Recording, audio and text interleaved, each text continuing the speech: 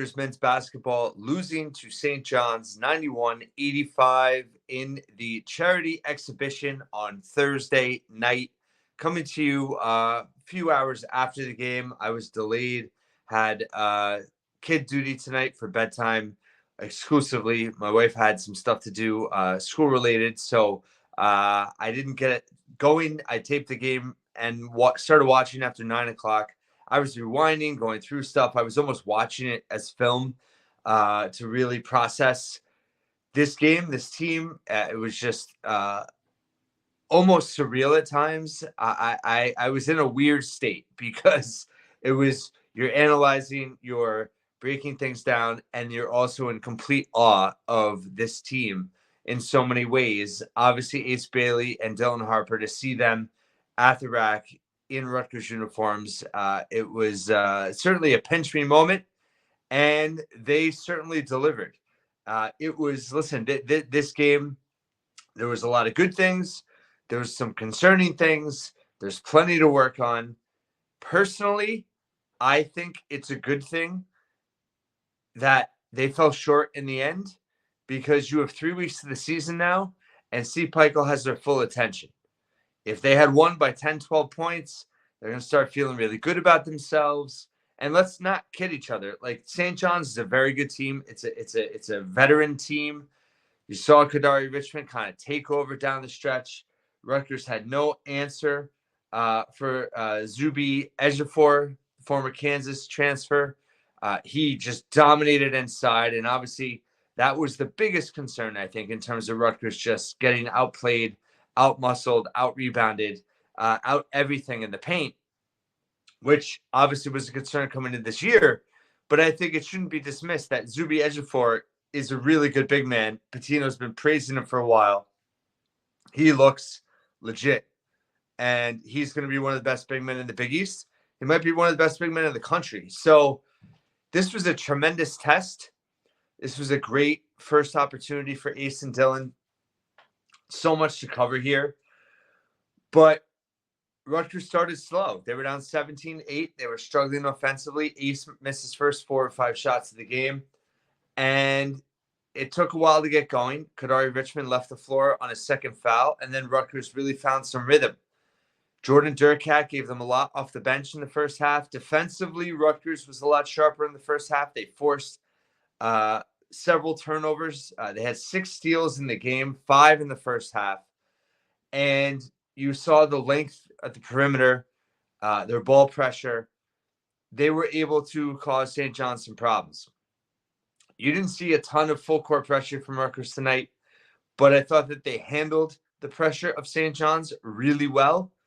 They really never got sped up.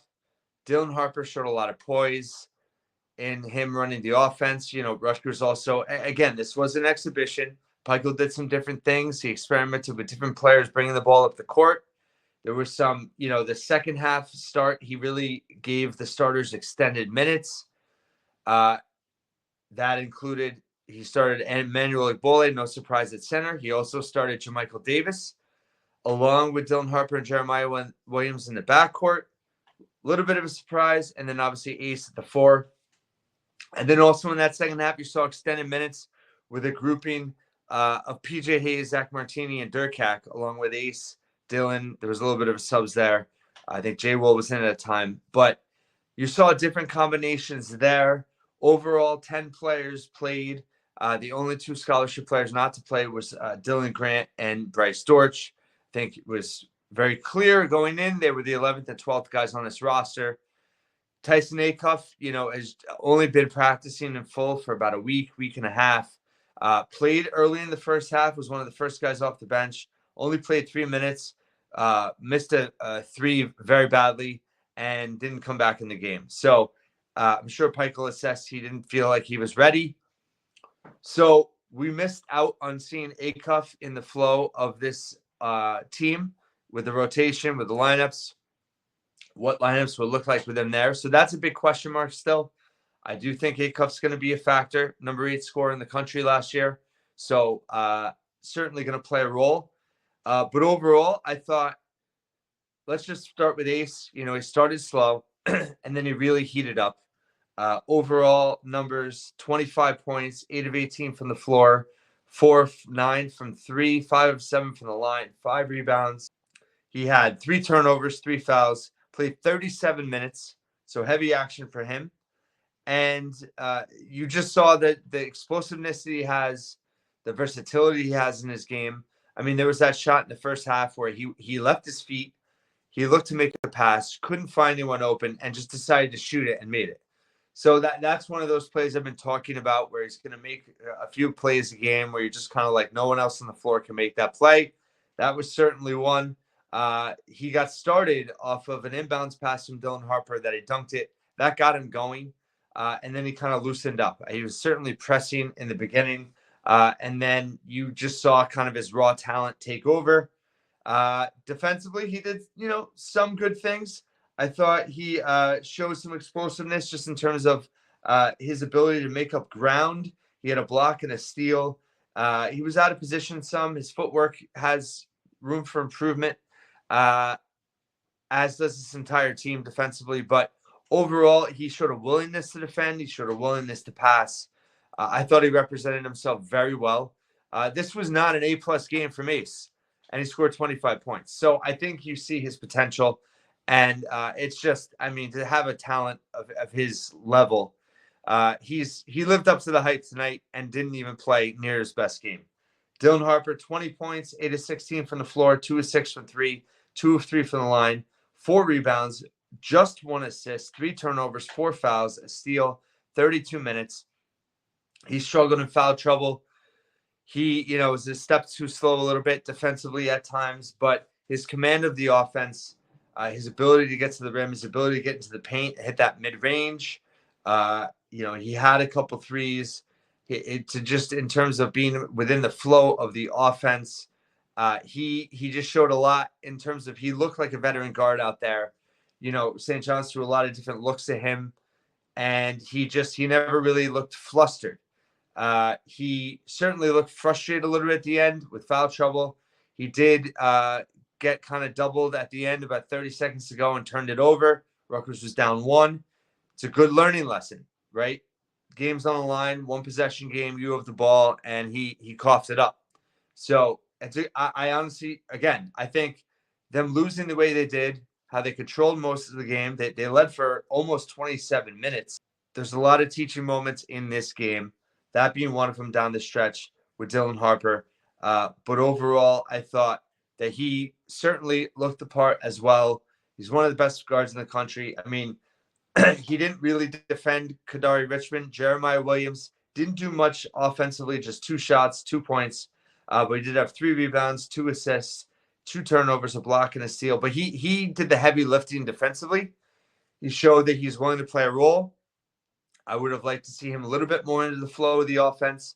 And his dynamic with Dylan is really going to be key just in terms of even when Jeremiah has the rock and Dylan's playing off the ball and giving defense a different look. I thought overall Rutgers, their spacing was mixed at times. Sometimes it was really good. Sometimes a little muddled. They were a little bit too kind of out of position, I thought. So this was a very raw performance. But you saw the potential in this team. You saw legitimate role players as contributors. We talked about Durkak a little bit, but he's just a baller. He just brings it. His intensity, that block he had on Scott in the first half got the rack going. By the way, about half full, over 4,000. It's a Thursday night exhibition. Both the Mets and the Yankees played in the championship series on Thursday night. So the rack, that was another thing down the stretch. St. John's finished the game on a 14-2 run to win the game. The rack would have been a lot different in a real game environment. So that's one thing to note. But overall, I thought, Durkak brought a lot of intensity. The one area where, he wasn't able to really deliver was his shot, 1 of 7 from the floor, 0 of 2 from 3. Did hit both free throws, but he had 7 rebounds, 3 assists, did have 3 turnovers, 3 blocks, a steal, 29 minutes. So I don't think he's going to play 29 minutes all the time. I think you saw Pikel kind of roll with him down the stretch. He was out there down, the whole closing part of the game, which was a little bit unexpected. But again, Dylan Harper had some foul trouble. Jeremiah Williams had 4 fouls as well. So I think that was a contributing factor. But overall, I thought Durkak, he didn't try to do too much. He's going to have to hit some shots to be able to get those types of minutes, I think, consistently. But he did a lot of really good things, and he certainly brings an edge and some toughness. I thought between Durkak, Hayes, and Martini, you had 3 veteran guys that brought some toughness, that brought some edge, and were able to contribute in different ways. Martini battled inside. He had a great offensive rebound where he was on the perimeter, got in, got the rebound, finished, converted at the free throw line. He had 6 points, 4 rebounds. Did have 3 fouls. He just played 11 minutes, so a little bit less there than I expected. But I think, again, Pikel was trying to really kind of work some things out. Igbole played 21 minutes, but I think Martini showed some chops. Obviously, defensively, Rutgers got abused inside, and they're not always going to play against as talented a big man as an edge of 4. But Martini, he only took 1 3. He missed it. But he brings a real edge. He brings an energy, intensity. Every play that he made that was good. He was fired up. He was fist pumping. He was into it. This team has some swagger. This team has some edge. This team has some personality. I mean, Ace was really talking it up when he was feeling it. When he went on a stretch, he had like 3 threes in a pretty close period. Igbole, let me talk about him. There was one play. Igbole had a tremendous outlet pass to Ace in the corner for a corner 3. That's a pass that Cliff doesn't make or isn't able to make. That was something I talked about seeing in practice. Igbole really working on outlet passes, and that was a perfect example. So that was beautiful. That was his lone assist. He had 4 rebounds, 2 blocks, 1 of 3 from the floor. Listen, Igbole kind of, I think, is what he is. He has some qualities that are redeeming. He's big bodied. He can rebound. He could be a little bit of a rim defender. I mean, he had 2 blocks, but his positioning, his instincts, his footwork, it's gonna be a work in progress. Offensively, I don't think he's gonna really give them much. I was encouraged by that outlet pass. No short. No exaggeration, because last year that's something that at the 5 Rutgers couldn't do. So that was encouraging, and they have better shooters now. But overall, Lathan Somerville, he was 2 points, just made his 1 shot early on, only played 7 minutes, limited action. So I think Piker was giving Igbole some real run there. And then just in terms of Martini, I just think he's going to play more and more.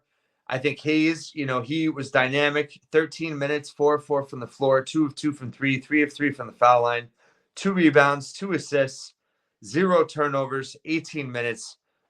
He just showed his value the entire time out there. He's, has a high IQ, plays with high energy. He took good shots. He plays with an edge as well. Defensively, he didn't really get exposed in this game. I think how he holds up in Big Ten competition is going to dictate how many minutes he gets. But he showed he's a playmaker. And, from a role player rotational perspective, it was really great to see Rutgers have those kind of contributions from those 3 guys. Jermichael Davis getting the start. He had 9 points, 3 of 9 from the floor, 1 of 1 from 3, which was great to see. 2 of 2 from the line, which was great to see.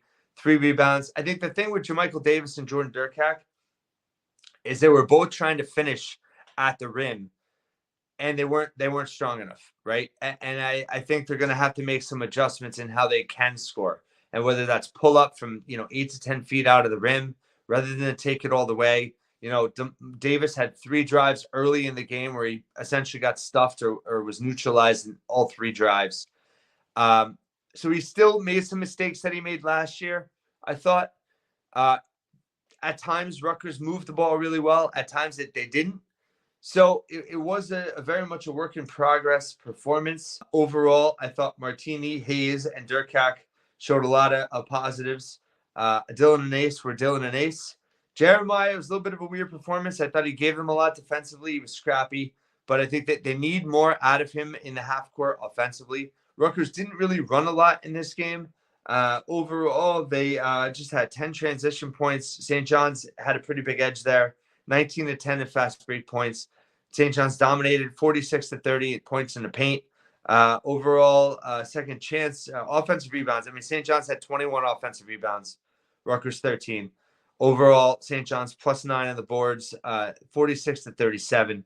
So the lack of rebounding, Peichel, I know, talked about it quite a bit in the post game as a concern. Rebounding and defense, that's going to be, those are the big question marks. We know this team can score. They show they can score. They were very raw defensively.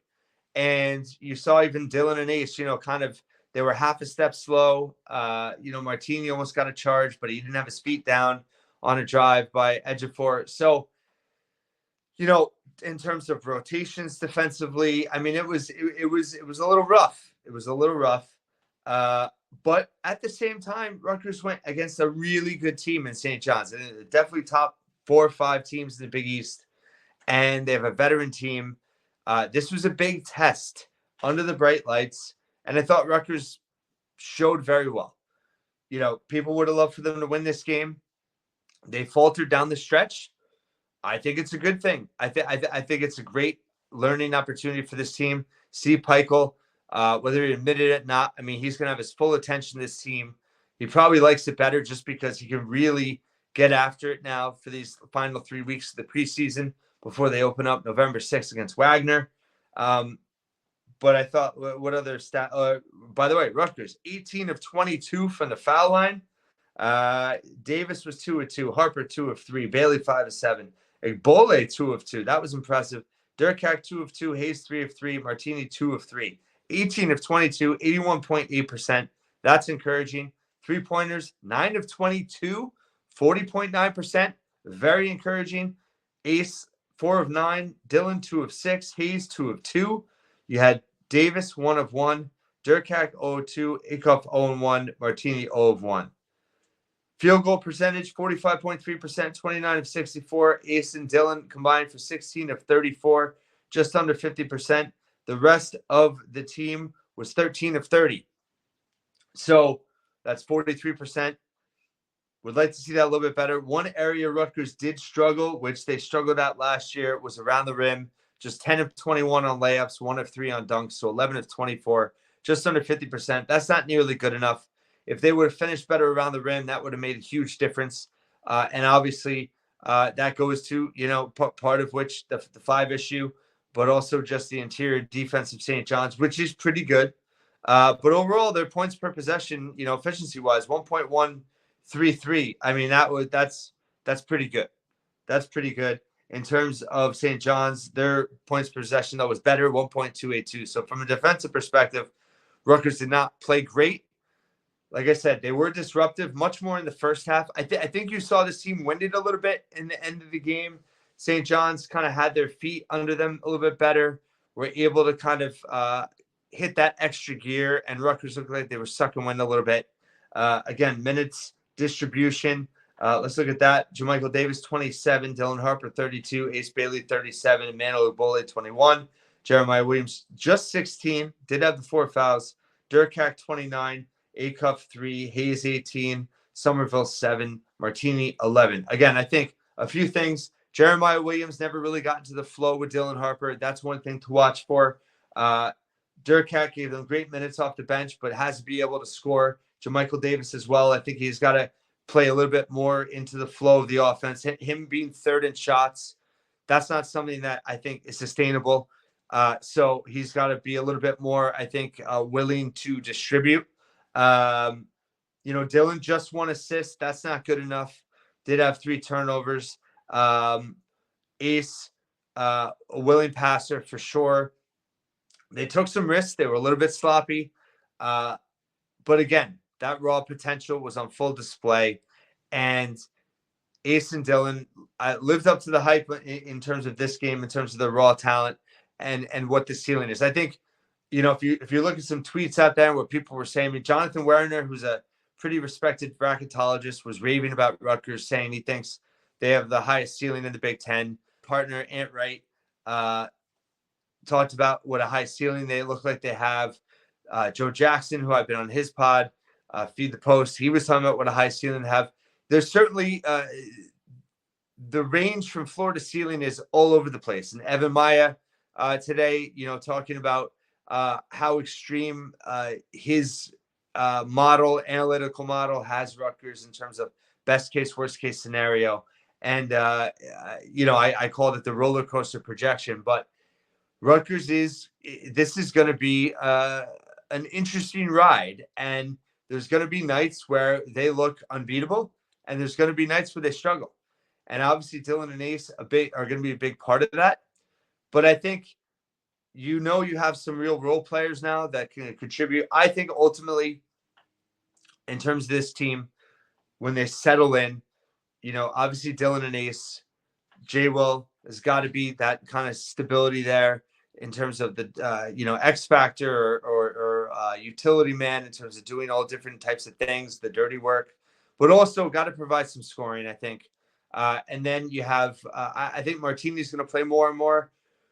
Martini, Hayes, I think Durkak showed that he is going to be a legit rotational player. Acuff is a big X factor at this point. What are they going to get from him? Overall, Somerville and Agbole, how much can they develop, and how much does Martini just take minutes from the five? Obviously, it's going to be matchup based, but Jermichael Davis in that starting lineup, that's interesting. I don't know if that's going to be a long-term thing. I think the spacing, like I talked about, could be better. There were certain plays, certain reads that Rutgers kind of, went into the teeth of the defense. But there was other times where I thought they moved the ball really well. And there were certain reads that they made that were good. There were certain reads that they forced. So it was an up and down performance. It was very much, I think, highlighting the up and down potential of this team overall. So, yes, concerns of the five, concerns down low, rebounding, rim defending, certainly present in this game. The offensive firepower of this team present in this game. The work in progress are going to be defensively in this game was present. But overall, you see the talent on this team. I think you see the potential in this team, and it was super exciting to see them in action. And again, I think this is going to make them better by losing the way in which they did, not finishing strong. This team's going to have to learn how to win. They're going to have to learn how to close out games. And Dylan's first real action in college, Ace as well. I mean, Kadari Richmond's out there. You got Etchafor. I mean, there's some legit guys out there, and they held their own. They played with some swagger, and I love the energy of this team. And I think as they gel, as they become more polished, I do think the sky's the limit. I think they're going to have to get some consistency from other contributors. But overall, it was a really good first impression, I thought. And this team gave us a lot of reasons to be excited about them. Again, the crowd was about half, so that was a factor down the stretch. That's something that wasn't normal. Rutgers did have some droughts. They missed 7 straight shots in the first half. They had, they really struggled down the stretch of this game. That 22-0 run, though, was phenomenal. That just showcased how explosive this team could be, and they did lock down. They held St. John's scoreless for over 6 minutes without a field goal for over 7 minutes. One play I loved about Ace, he got stripped on a turnover, ran all the way back down and got a block in transition. That was great to see from him. That Latham bucket, that spin mid-range, just going through the rest of my notes, was, very smooth. So Rutgers losing to St. John's 91-85. Second year in a row, they lose the exhibition. But I think from last year to this year, you see the differences in this team. I thought the way they handled St. John's pressure was very encouraging. And credit to St. John's for taking over the game down the stretch. And Rutgers is going to learn from this. But there's a lot of reasons to be excited. And can't wait for the season to be here. You got 3 weeks now. Also, Austin Johnson did mention on the telecast, Rutgers had already had a close scrimmage with Townsend. That was last weekend, and repeated what I had heard, which was basically they fell behind early and they came back and finished strong. So Townsend is a really good team in their conference, and Rutgers is getting some real tangible experience here. Imagine they'll have one more close scrimmage before the season starts. I'm sure that will come out at some point. But overall, this team is growing. They're developing, and they're just scratching the surface on their potential. This was a raw up and down performance that showed how good they can be, but also showed all the things they have to work on. So that's really what you could ask for. I talked about in my preview, you sacrifice the results for learning things about yourself you didn't know. I thought overall both coaches played the rotations pretty close to how they're going to play in the season. Again, I thought Peichel experimented a little bit, but he didn't play everybody. He didn't, keep minutes down for certain guys on purpose. It was just kind of the flow of the game. But defending without fouling, rebounding, certainly big concerns here. I think, again, Rutgers, you didn't see them press a lot. And I thought when they were able to pressure on the perimeter, they were at their best. That's when that 22-0 run took place. And that's what you got to get more out of this team. And I think they looked a little gassed in that second half. Overall, encouraging performance, exciting performance, and we're getting closer. And I'll have plenty of preseason coverage leading up to the November 6th opener. Thanks so much for listening and watching once again here at the Scarlet Faithful Podcast.